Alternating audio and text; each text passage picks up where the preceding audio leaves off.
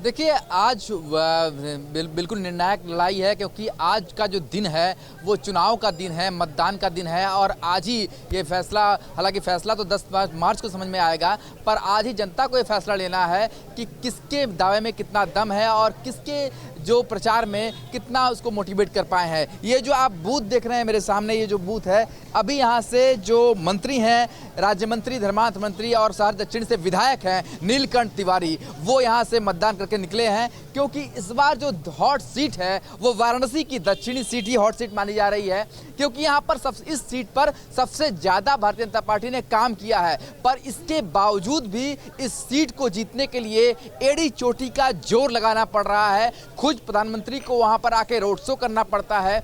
गली गली में जो बीजेपी के केंद्रीय मंत्री हैं वो दौरा करते हैं, क्योंकि ये जो सीट है ये साख का सवाल है। सबसे ज़्यादा अगर कोई जीता है इस सीट को तो भारतीय जनता पार्टी ने ही जीत दर्ज की है। और ऐसे में इस सीट को बचाना भारतीय जनता पार्टी के लिए एक साख का सवाल बन गया है। इसलिए पूरा जोर है कि इस सीट को बचाया जा सके। और इसलिए हम भी यहाँ पर खड़े थे कि जब मंत्री नीलकंठ तिवारी आए, उनसे हम लोगों ने बात की और उन्होंने साफ तौर पर कहा कि लगभग 3 गुने से भी अधिक फासले से वो इस सीट को जीत रहे हैं। ये दावा किया उन्होंने, पर दावा अपनी जगह पर है, पर जो लड़ाई है वो ये बताती है कि इस बार शहर दक्षिणी का किला फतह करना भारतीय जनता पार्टी के लिए इतना आसान नहीं है। और यही कारण रहा कि लगातार जो प्रधानमंत्री को जोर देना पड़ा, शहर दक्षिणी इलाके में पूरा रोड शो करना पड़ा, सारे मंत्री यहाँ पर मौजूद रहे, जो संगठन के बड़े बड़े पदाधिकारी हैं वो शहर दक्षिणी में घूमते रहे, क्योंकि शहर दक्षिणी जो विधानसभा है इसी सीट के अंतर्गत काशी विश्वनाथ धाम का भी लोकार्पण हुआ, यहीं पर आता है।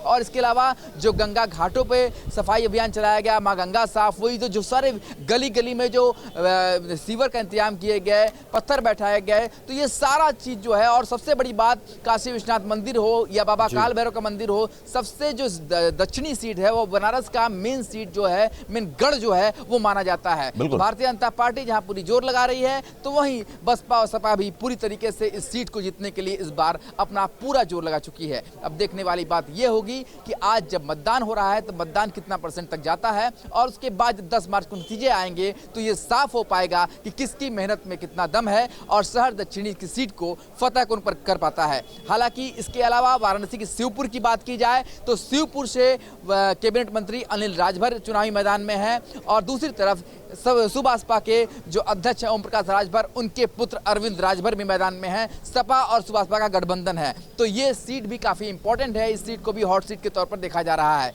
इसके अलावा वाराणसी की जो पिंडरा सीट है वहां पर अवधेश सिंह बीजेपी की तरफ से मैदान में है, वो सिटिंग विधायक भी हैं। तो दूसरी तरफ अजय राय जो लगातार 5 बार इस सीट को जीत चुके हैं, पहले भी निर्दल भी जीत चुके हैं, वो भी कांग्रेस की टिकट पर मैदान में है। और ये वही अजय राय हैं जिन्होंने 2014-2019 में प्रधानमंत्री मोदी के खिलाफ लोकसभा चुनाव भी लड़ा था, तो वो सीट भी काफी अहम हो जाता है। तो ये जो सीट्स हैं ये पूरी तरीके से हॉट सीट बनी हुई है। इसके अलावा जो ग्रामीण इलाके में वाराणसी की जो सेवापुरी सीट है, वहां से समाजवादी पार्टी ने सुरेंद्र पटेल को उतारा है, जो कि समाजवादी सरकार में मंत्री रहे हैं। तो वही बीजेपी ने नीलतन आएंगे हम आपके पास तमाम सीटों को लेकर, तमाम सियासी समीकरण को समझने की कोशिश करेंगे। और आज आखिरी चरण का मतदान हो रहा है, बेहद अहम है। सीधे तौर पर अगर पूर्वांचल की बात की जाए तो यहाँ पर सपा वर्सेस बीजेपी मुख्य तौर पर देखा जाता है। जारी खबरें